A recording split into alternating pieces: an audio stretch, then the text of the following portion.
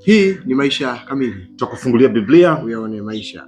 Asante ndugu mtazamaji kwa pamoja nasi jana kwa masomo zuri siku ya Jumanne, kusimama ukamilifu na kuthibitika, kutoyumbishwa, watu kutaka kuwaweka katika mambo yao binafsi na kuweka chini ya kongwa. Sisi tusimame tuwe thabiti. Jumatano tunaangalia kuishi katika dunia hii lakini si wa dunia. Mungu wetu wa mbinguni, tunakushukuru kwa hekima yako nyingi unatupatia, unatufundisha na leo tunapenda Mungu tunaweza tukaishi duniani hapa lakini tusio watu wa duniani. Ni katika jina la Yesu Kristo tunaomba na kuamini. Amina. Amina. Tuko tunaiangalia timu ya Paulo. Epafra anawaombea kwa bidii wa Kristo walioko Kolosai kwamba wakie katika ukamilifu na wathibitike katika kweli, fanya mapenzi yote ya Mungu.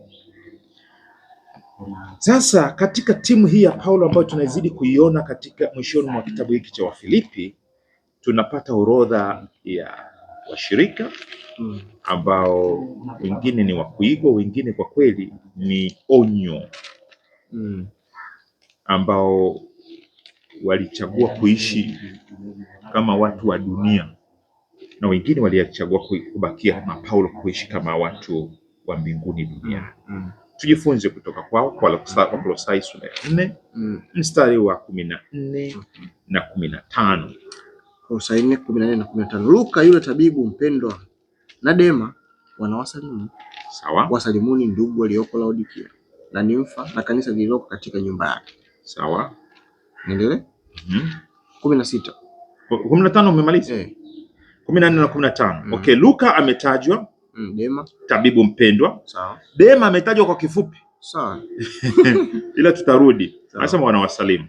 Wasalimuni ndugu walioko Laodikia na Nimfa. Sawa sawa. Luka ndio huyu aliandika kitabu cha Luka na anaitwa kabisa tabibu mpendwa. Na ndio huyu aliandika kitabu cha Matendo pia.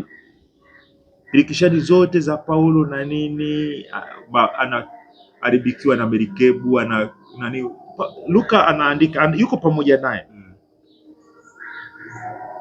na anamuita kabisa mpendwa, Luka mpendwa. Alafu Dema ametaja tu kwa kifupi.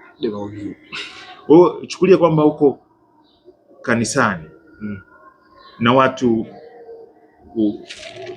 ni wakati wa utambulisho, alafu unatambulisha wengine wote, unaongezea, alafu ikifika unasema huyo mke wangu, unaendelea kwingine.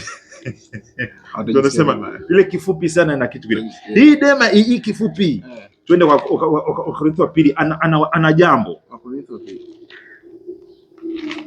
Timotheo wa pili 4 mstari wa 10 na 11. Timotheo wa 4:10-11. Maana Dema aliniacha akiupenda ulimwengu huu wa sasa. Aliamwachaje? Rudia tena. Maana Dema aliniacha akiupenda ulimwengu huu wa sasa. Akasafiri kwenda Thesalonike. Kreske amekwenda Galatia. Tito amekwenda Dalmatia. 11. Luka peke yake yupo hapa pamoja nami. Umtoe Marko umlete pamoja nawe, maana anifaa kwa utumishi. Wakati huo alikuwa hajamwacha, wakati ameandika kitabu cha Wakolosai. Paulo yuko gerezani. Lakini ilifika mahali aliona kwanza huyu Paulo ana mikosi. Yaani mimi nitafaidi lini ulimwengu? Yaani subiri tu ule ulimwengu ujao. Akamwacha.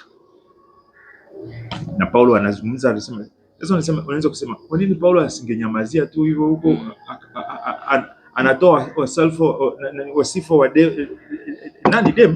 Dema, anamwambia aliniacha, analalamika au nini? Ndio fundisho. Wewe kuwa mtumishi wa Mungu ni kama askari vile. Kuna watu wanaodondoka. Sasa ikiwa kama tutathibitika katika ukamilifu na kuyafanya mapenzi yote ya Mungu, jana tumejifunza natakiwa kuhakikisha kwamba hatuwasikilize hawa wengine wanaotutoa kwa reli, wanaotutoa kwa Kristo Yesu, mafundisho ya uongo. Lakini pia ulimwengu unavuta. Na ndio hicho kinachotokea hapa. Ulimwengu, dunia ni navuta. Wewe ni mtumishi. Unaupenda dunia au upendi? Sema ukweli, ulimwengu huu wa sasa. Unapenda au upendi? Ulimwengu huu wa sasa si upendi. Umeukataa? Nimeukataa. na mambo yake.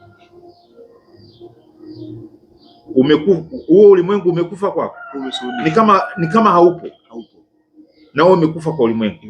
Basi umekuwa kama Paulo. Amen. Na Mungu akubariki. Amen. Kwa hiyo tunatarajia kukuona kwamba unaishi hivi hivi mpaka mwisho. Hivi hivi mpaka mwisho. Ulimwengu hauna kitu kwako. Hauna kitu. Siri ni Siri ni kwamba mimi ni kiumbe hai niliyefufuliwa katika upya wa Yesu Kristo, na sasa natamani kuenenda kama ambavyo Yesu Kristo angetaka niende nikiwa katika ulimwengu. Basi na ujumbe wa leo ni kwako ni huu. Simama hivyo hivyo imara. Amina. Timiza mapenzi.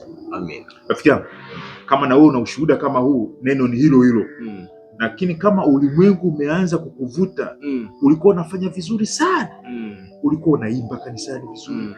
Ulikuwa na darasa la Bible study kufundisha walimu pale unahudhuria. Sasa hivi umerudi nyuma. Angalia kama sio mafundisho potofu, labda ni ulimwengu. Simama imara rafiki yangu katika ukamilifu. Baba yetu wa mbinguni, tunakushukuru kwa ajili ya neno hili linalotusimamisha. Kama kuna yeyote aliyeanguka, aliyelegea, neno hili likaachilie nguvu na uzima.